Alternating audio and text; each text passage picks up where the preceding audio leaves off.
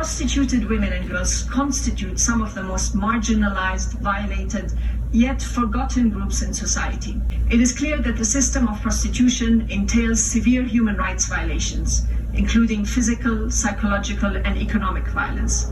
It results in grave human rights violations such as torture, inhumane and degrading treatment, and infringes upon the right to safety, dignity, privacy, health, freedom of movement, and the right to family. Given these realities, I have come to the conclusion that prostitution cannot be described as work. This horrific reality affects millions of women and girls and is a human rights crisis, begging the question of why it has never been recognized as such.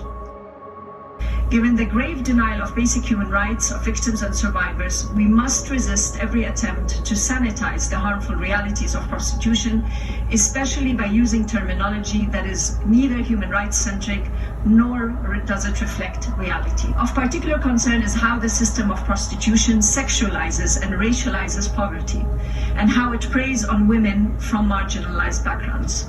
The perceived right of men to purchase sexual acts normalizes systematic violence against women and girls and blurs the line between consensual sex and sexual violence. I advocate for an abolitionist legal framework. States should decriminalize prostitution for women and girls, treat them as victims of a cruel system of exploitation and abuse, and provide comprehensive support and exit pathways.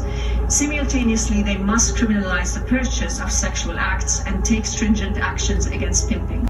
It's high time that we recognize prostitution for what it truly is: a system of violence, exploitation, and abuse.